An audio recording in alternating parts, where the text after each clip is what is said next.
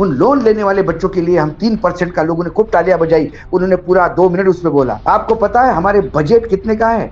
48,20,000 करोड़ का खर्चा है हमारा। उसमें से वो जो बच्चों का उन्होंने बोला, उसमें मात्र 300 करोड़ रुपए दिए। मिशन नारी शक्ति, बहुत बोल रहे थे ना, नारी शक्ति नारी शक्ति। नारी शक्ति में 3,144 करोड़ पिछले साल थे, 3,144 करोड़ इस साल है। इस देश में अकेला किसान है जो लॉस का धंधा करके भी लगातार खेती कर रहा है, क्योंकि उसको सोचता है कि मेरे पास सामाजिक रिस्पॉन्सिबिलिटी है इस देश को 2 टाइम की रोटी खिलाने। उस किसानों के लिए क्या किया आपने? किसानों के लिए एग्रीकल्चर का बजट 7,000 करोड़ से बढ़ाया आपने, मात्र 7,000 करोड़ से। और फर्टिलाइजर सब्सिडी आपने 25,000 करोड़ से कम कर दी। गांव जाते हैं आदित्य जी, गांव जाते हैं, लोगों को लगता है हम दिल्ली में पत्रकारिता करते हैं। गांव के लोग ऐसे घेर के बैठते हैं, और बाबू दिल्ली में है, जरा बता ना, सरकार को बता, अरे भूखे मर रहे कमर को, इतनी तकलीफ है। सुनता हूं, सिर्फ सुन सकता हूं, बोल सकता हूं।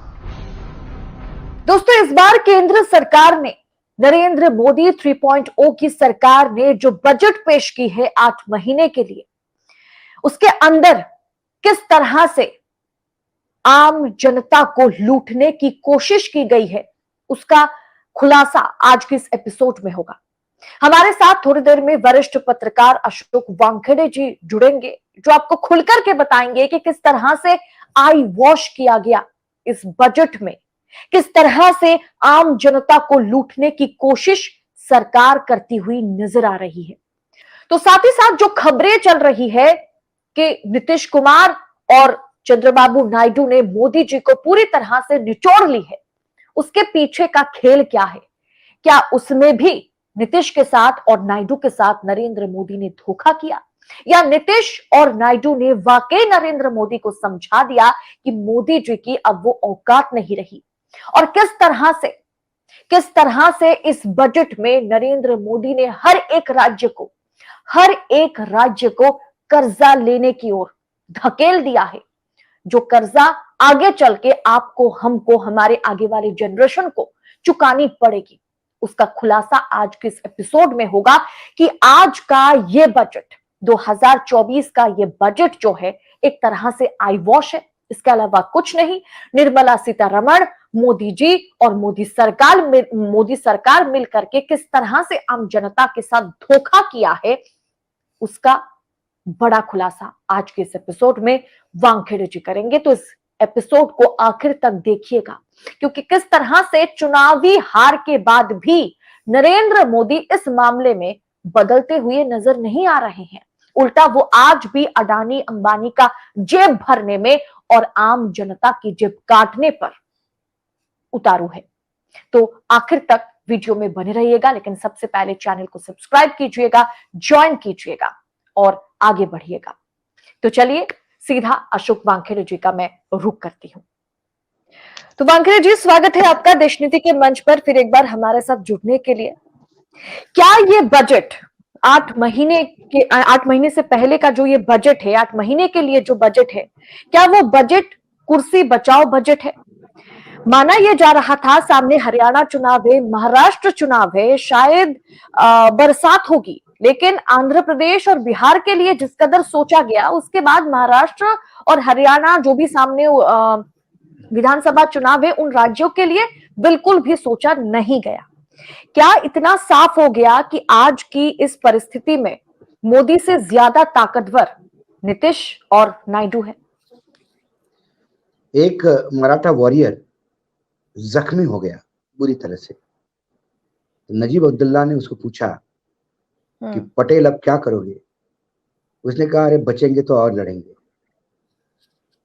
यह आपके पहले सवाल का जवाब था।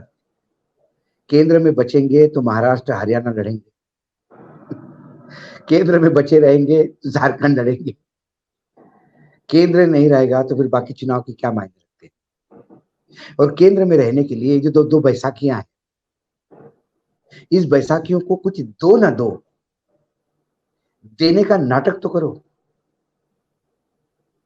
तो देने के नाटक का मंचन हुआ अदिति जी। ये जो कल एक्सरसाइज हुई पूरी, निर्मला जी ने इन दोनों राज्यों को ये बताया कि आप चिंता मत करो, हम आपके साथ हैं। अब ये राज्य परेशान है, समझ नहीं पा रहे कि केंद्र क्या कहना चाहता है। केंद्र हमें कुछ देना चाहता है, देने का नाटक कर रहा है, या समय निकाल रहा है। क्योंकि दो राज्य जो आपने खासकर कहा, आंध्र प्रदेश और बिहार, बिहार में बिहार की पहली मांग थी हमें विशेष दर्जा चाहिए, विशेष राज्य का। अब ये होता क्या है विशेष राज्य का दर्जा? जैसे ही विशेष राज्य का दर्जा आपको मिलता है, जो केंद्र फंडेड योजनाएं होती है जिसमें केंद्र का 60% योगदान होता है और 40% राज्य सरकारों का, उसकी जगह पे वो योगदान 90% हो जाता है और राज्य सरकार को मात्र 10% देना होता है। क्योंकि आप बीमार राज्य हैं, आप बैकवर्ड है, आपको विशेष दर्जा दिया है ताकि आप थोड़ा ऊपर उठे। तो ये 30% का कुशन सेंट्रल गवर्नमेंट के हर मंत्रालय के स्पेंडिंग में ये बहुत बड़ा मददगार साबित होता है किसी राज्य को उठने के लिए। इसलिए बिहार को विशेष दर्जा चाहिए। मतलब सर आप ये कहने की कोशिश कर रहे हैं कि जो चीज दिखावे के तौर पर दे दिया गया वो बिहार को चाहिए ही नहीं था। चाहिए नहीं था। उसके बाद आपने क्या किया? आपने कहा कि गया में इंडस्ट्रियल कॉरिडोर। अब आपको मैं गया बताता हूँ। ये लाइन ऑफ कैप्रिकॉन पे आता है गया। बहुत भयानक गर्मी है वहां गया पे, क्योंकि गया के मंत्री एमएसएमई में मांझी साहब कैबिनेट मंत्री है, वो कॉरिडोर का जुगाड़ कर लिया। वहां सीमेंट इंडस्ट्री के सिवा कोई सीमेंट इंडस्ट्री लगेगी नहीं, और सीमेंट इंडस्ट्री भी वहां नहीं लगेगी क्योंकि सीमेंट इंडस्ट्री की सबसे बड़ी रिक्वायरमेंट है रॉ मटेरियल। तो बनारस के पास सतना है मध्य प्रदेश के अंदर, वो आज सीमेंट कैपिटल है देश की, सिर्फ इसलिए कि वहां रॉ मटेरियल इतना है कि पूरे देश की सीमेंट, सारी कंपनियों की सीमेंट प्लांट वहां पे मिलेगी आपको। तो गया का कॉरिडोर आप लिख के देता हूं मैं, कोई हम भी अभी 5 साल तो रहेंगे ही पत्रकारिता में, कम से कम 5 साल बाद भी मैं बताऊंगा आपको गया के कॉरिडोर में क्या हुआ, जमीन भी एक्वायर नहीं। तो आपके हिसाब से फिर इस बजट के राजनीतिक मायने क्या रह जाता है? कोई राजनीतिक मायने नहीं है। ये बजट देखिए, जब आप पे अथाह कर्जा हो, खर्चे बरकरार है, इनकम कहीं से हो नहीं रही है, तो आप ऐसा लिपापोती वाला ही बजट बताएंगे। मैं नटशेल में अभी आपको बजट बता दूं जो जनता को, आम जनता को समझने की भाषा में। तो इस बजट में होता क्या है, बजट क्या बताता है कि हमारी आने वाले समय के लिए बजट जो है 24-25 के लिए बजट है ये। तो 24-25 के इस बजट में भारत देश की कमाई कितनी है और हम खर्चा कितना करेंगे, यही बजट है ना। तो बजट की कमाई कितनी हो गई है? बजट की कमाई है हमारी 31,29,000 करोड़। अब अदिति जी, 31,29,000 करोड़ ये हमारी देश की इनकम होगी आने वाले समय की, 2024-2025 की। ये इनकम हमारे पिछले साल की इनकम से 4.5 लाख करोड़ ज्यादा है। इनकम कहां से आती है? सरकार पैसा कहां से कमाती है? टैक्सेस से, यहीं से पैसा कमाती है ना। तो इसका मतलब सरकार इस बार भारतीयों से 4.5 लाख करोड़ एक्स्ट्रा टैक्स लेगी। तो सबसे पहले ये समझो कि हमारे देश के तमाम करदाताओं पर, हमारे देश में ऐसा कोई है नहीं, हमारे यहाँ भिखारी भी है तो वो भी टैक्स देता है, क्योंकि भिखारी केला भी खरीदता होगा, तो केला जिस ट्रक से आता है वो ट्रांसपोर्टर भी पैसा देता है, टैक्स देता है। तो इनडायरेक्ट डायरेक्ट टैक्सेस सभी देते हैं। तो 4.5 लाख करोड़ रुपए तो हम एक्स्ट्रा दे रहे हैं सरकार को। अब जब 31,29,000 करोड़ हमारी कमाई है, तो हमारे खर्चे हैं 48,20,000 करोड़ के। इसका मतलब 12 लाख करोड़ हमारा घाटा है। तो 12 लाख करोड़ कमाई से ज्यादा हम खर्चा कर रहे हैं। ये 12 लाख करोड़ क्यों घाटा हो रहा है?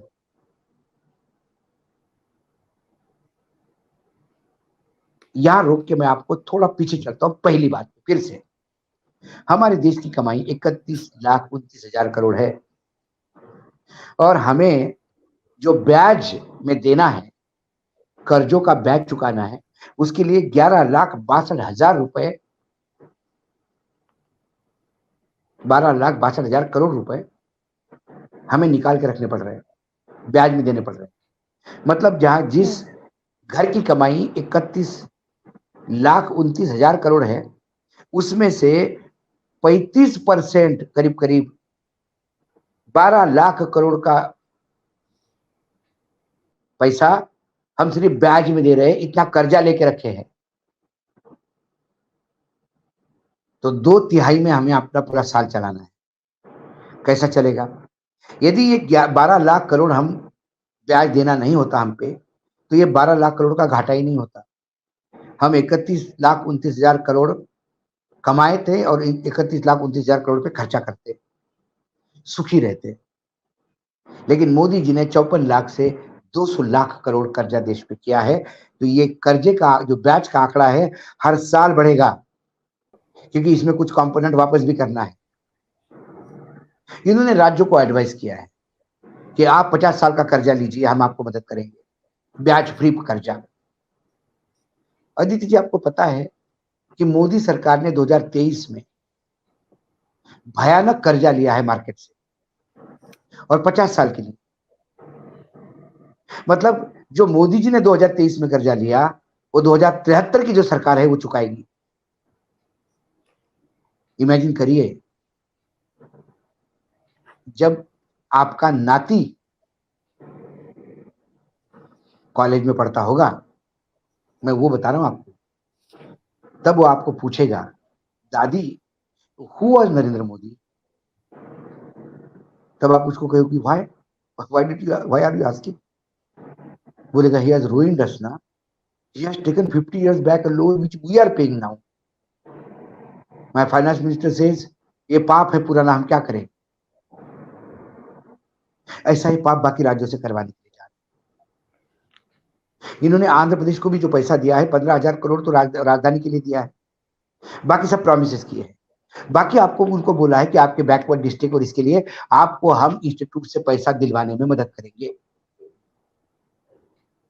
आपका जो प्रोजेक्ट है इरिगेशन का, उसको जल्दी पूरा करने का आश्वासन देते हैं।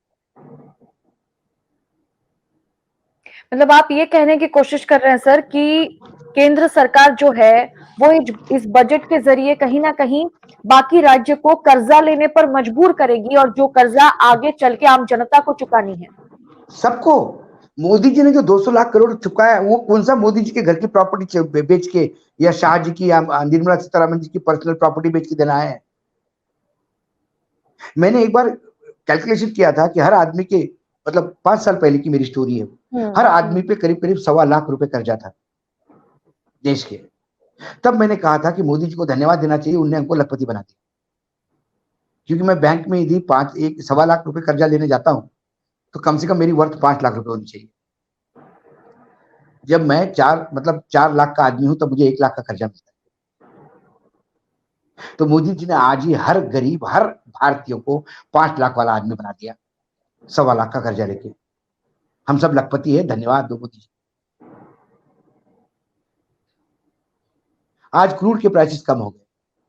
जो क्रूड के प्राइसेस आज के कम, जो आज इंटरनेशनल मार्केट में आज की रेट बता रहा हूं, उस हिसाब से यदि मैं बैकवर्ड इंटीग्रेशन में जाऊं, कैलकुलेशन में जाऊं, तो 8 रुपए पर लीटर आज रेट कम हो जानी चाहिए,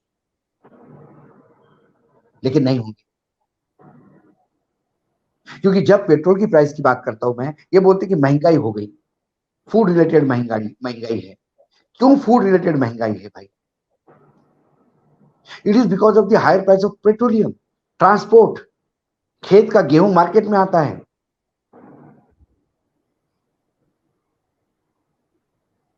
किसानों को क्या मिलता है? किसानों का इनपुट कॉस्ट बढ़ गया है क्योंकि ट्रांसपोर्ट बढ़ गया है। इन्होंने अपने ओपनिंग स्पीच में कहा कि हमने किसानों को एमएसएमई दिया है जो उसकी लागत से 50% प्रॉफिट है। मेरा चैलेंज है सारे सांसदों को, किसी भी राजनीतिक दल का हो, मैं मेरे गांव में 10 एकड़ जमीन, जो 8 एकड़ जमीन जो हमारी पुश्तैनी जमीन है, मैं मेरे सभी रिलेटिव्स के तौर से आज सरकार को एक ऐलान करना चाहता हूं कि मैं 8 एकड़ जमीन में आपके हवाले करता हूं। आप मुझे जो चाहे उपज उसमें से निकाल के दिखिए और एमएसपी पे आप मुझे बताइए 50% प्रॉफिट होता है कि नहीं होता है, बताइए मुझे। आपने कपास पे जो एमएसपी दी उसकी लागत भी नहीं, आपने जो सोयाबीन पे जो एमएसपी दी उसकी लागत भी नहीं, और जब मार्केट में थोड़ा बहुत सोयाबीन को रेट आ जाता है, क्या बात करते हैं कि हम ऑयल सीड पे और पल्सेस पे ध्यान देंगे इस बार। Mission oil seed, mission pulses, ये मैं मनमोहन सिंह के समय से सुनता आ रहा हूं, mission pulses and mission oil seed. लेकिन उद्योगपतियों के हाथ में बिकी हुई सरकार क्या करती है? पिछली बार जब सोयाबीन को रेट ठीक मिल रहा था और लग रहा था, सोयाबीन लोगों ने घर में स्टॉक करके रखा था 1.5 साल से कि अब अच्छा रेट आ गया, अब बेचेंगे तो कुछ तो मिलेगा, 10% तो प्रॉफिट होगा। एकाएक इन्होंने इंपोर्ट खोल दिया सोयाबीन सीड का, सोयाबीन इंपोर्ट होने लगा, लोकल मार्केट धस करके नीचे गिर गया, किसान फिर वही रास्ते पे आ गया। कौन सा आप किसानों के लिए कर, मूर्ख बना रहे देश को।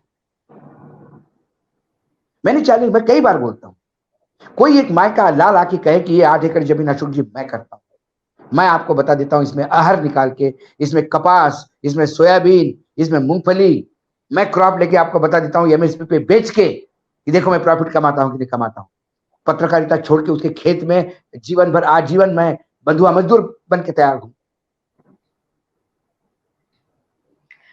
गांव जाते हैं आदिति जी, गांव जाते हैं, लोगों को लगता है हम दिल्ली में पत्रकारिता करते हैं। गांव के लोग ऐसे घेर के बैठते हैं, और बाबू दिल्ली में है, जरा बता ना, सरकार को बता, अरे भूखे मर रहे हमारे को इतनी तकलीफ है। सुनता हूं, सिर्फ सुन सकता हूं, बोल सकता हूं, लेकिन जिनको करना है वो नहीं करते। दर्द है किसानों का। आज हम दूध खरीदते हैं 60 रुपए लीटर, 65 रुपए लीटर। आज महाराष्ट्र के किसानों को 30 रुपए लीटर दूध मिलता है। सरकार वो बोलता है कि मेरी 40 रुपए दे दो तो मुझे 1-2 रुपए लीटर मेरी मुनाफा होगा, 40 रुपए मांग। सरकार उसको 5 रुपए की सब्सिडी दी, 2 महीने दे के रोक दी, अब चुनाव आए तो फिर से शुरू कर दी। कहां जाएगा किसान? अरे ये क्या अपने आप को देशभक्त कहते हैं? ये तो देशद्रोही है सब। ये देश में अकेला किसान है जो लॉस का धंधा करके भी लगातार खेती कर रहा है, क्योंकि उसको सोचता है कि मेरे पास सामाजिक रिस्पॉन्सिबिलिटी है इस देश को 2 टाइम की रोटी खिलाने। उस किसानों के लिए क्या किया आपने? किसानों के लिए एग्रीकल्चर का बजट 7,000 करोड़ से बढ़ाया आपने, मात्र 7,000 करोड़ से, और फर्टिलाइजर सब्सिडी आपने 25,000 करोड़ से कम कर दी। तो कौन घाटे में है? किसानी घाटे में है ना। दिल्ली की सातों सीटें दी है, जनता ने क्या बीजेपी के साथ गलत किया? आज क्राइम सिटी बन गया है, क्राइम कैपिटल बन गया है दिल्ली। दिल्ली पुलिस का 500 करोड़ से बजट कम कर दिया, जबकि यहां इंटीग्रेटेड ट्रैफिक के लिए दिल्ली पुलिस के सारे प्रोजेक्ट अब वाइंड अप करने पड़ेंगे। साइबर क्राइम बढ़ गया, उसके लिए उनको अलग आर्टिफिशियल इंटेलिजेंस पे काम कर रहे थे, वो सारे काम रुक जाएंगे क्योंकि 500 करोड़ रुपए आपने काट दिया दिल्ली पुलिस का। क्या गलती है दिल्ली की? 7 सीट आपको दी इसलिए। दिल्ली के एक अस्पताल को आपने 20 करोड़ रुपए ज्यादा दिए, एक अस्पताल को 100 करोड़ रुपए ज्यादा दिए, और बाकी अस्पताल के आपने पैसे काट दिए। दिल्ली में आदिति जी रह चुकी है, आपको पता है दिल्ली की स्थिति क्या है, इंफ्रास्ट्रक्चर की, हेल्थ की। आप टूरिज्म की बात करते हैं, आपको पता है यही नरेंद्र मोदी जी जब 2014 में आए तो टूरिज्म पे बोल रहे थे कि विशेष फोकस देना पड़ेगा। जब आपने इतनी बड़ी मूर्ति बनाई आदिवासियों के गांव उजाड़ उजाड़ के, पटेल साहब की, तो आपने कहा कि टूरिज्म बढ़ेगा, वहां पे इकोनॉमी बढ़ती है, तो टूरिज्म पे नाम पे आप क्या कर रहे हो? आपने 4 कॉरिडोर घोषित कर दिए, सिर्फ आपको रिलीजन टूरिज्म दिखता है। विष्णुपथ कॉरिडोर गोया में, राजगीर में कोई जैन टेम्पल कॉरिडोर। अरे रिलीजन छोड़ के भी इस देश में बहुत कुछ है, उस टूरिज्म को कौन देखेगा? आज टूरिज्म कितने लोगों को एम्प्लॉयमेंट देता है? क्या बात कर रहे हैं? निर्मला सीतारामन जी अपने भाषण में कहती है कि किस बच्चों को, जो बच्चे लोन लेके एजुकेशन करते हैं, उन लोन लेने वाले बच्चों के लिए हम 3% का, लोगों ने खूब तालियां बजाई, उन्होंने पूरा 2 मिनट उसमें बोला। आपको पता है हमारे बजट कितने का है?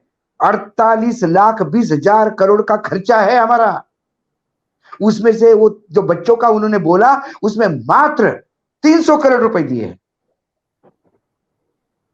2.5 करोड़ बच्चे हर साल पोस्ट ग्रेजुएशन और ग्रेजुएशन करते हैं, उसमें से 1 करोड़ बच्चे लोन लेके करते हैं। आपने सिर्फ 1 लाख बच्चों का साल में कोटा रखा है। किसके बच्चे होंगे? संघ की शाखा में जाने वालों से सर्टिफिकेट लेना पड़ेगा।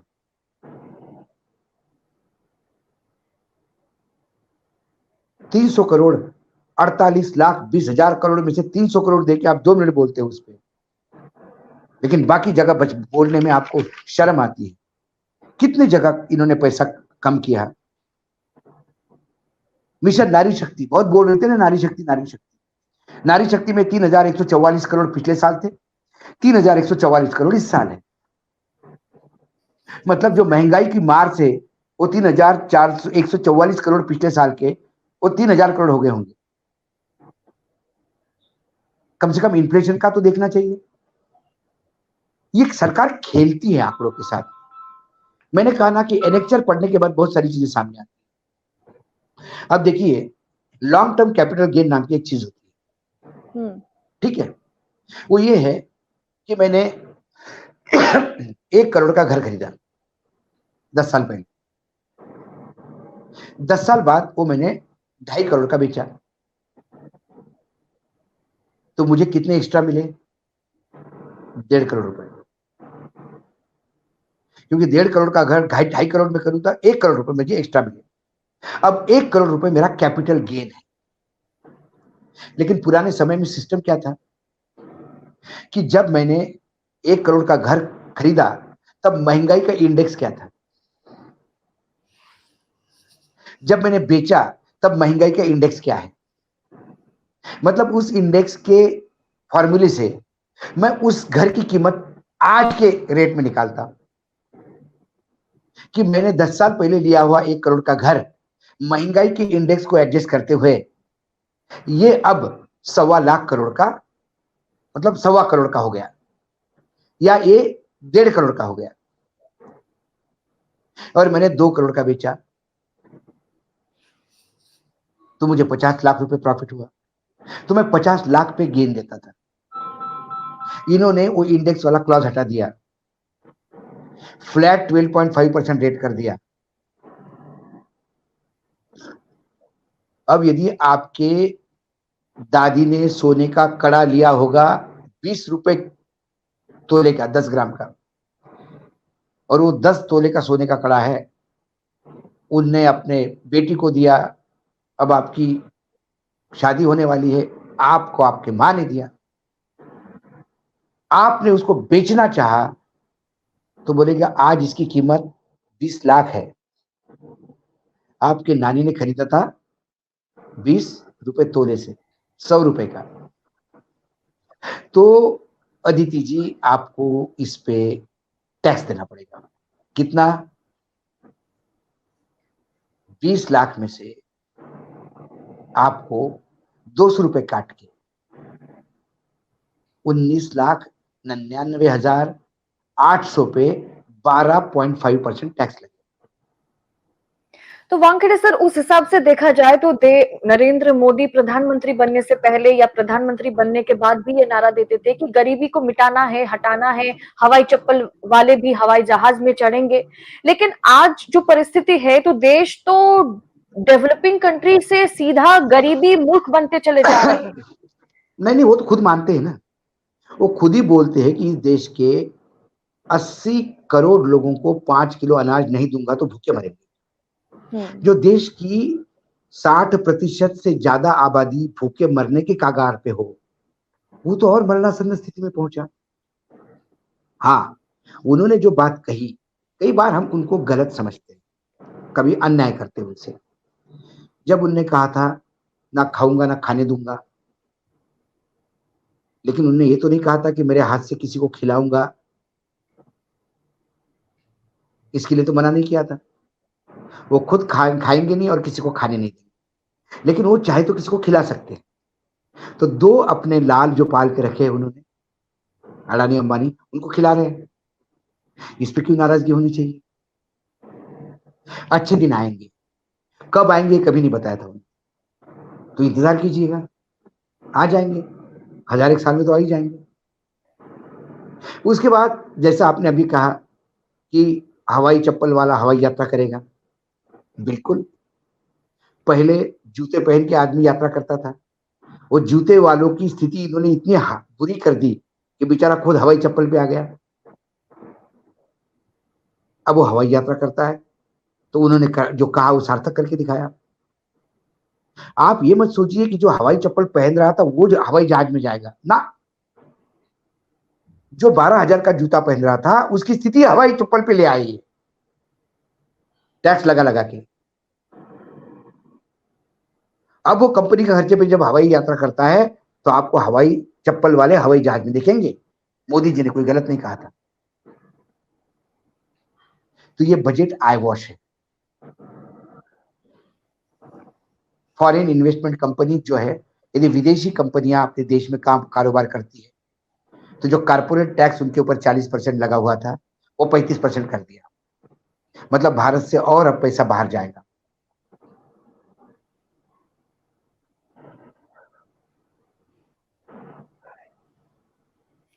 तो ये यानी कुल जी बजट, मैं बार बार कहता हूं, अभी भी बजट, अभी दूसरा ही दिन है ये। अभी 10 दिन बाद एक प्रोग्राम करिए बजट पे,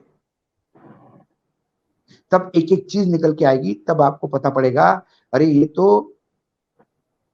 नए फिलोसफी के साथ जीने वाला आदमी है।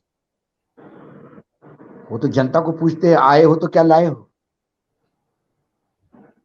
देखिए छाप। और यदि ये आपके पास आए तो बोलते आया हो तो कुछ लेके तो जाऊंगा ही, ये लेना बैंक है। यानी जो लग रहा था कि चुनावी हार के बाद कहीं ना कहीं इस बार शायद बजट में आम जनता के लिए कुछ तो नरेंद्र मोदी की सरकार रखेगी, वो बिल्कुल खाली हाथ जो है आए और जनता से ही लूटने के कगार पर जो है सरकार पहुंची हुई है। बिल्कुल। बहुत बहुत शुक्रिया आपका वानखेड़े जी, धन्यवाद, इतना धन्यवाद, विस्तारित सब धन्यवाद। कुछ बताने के लिए।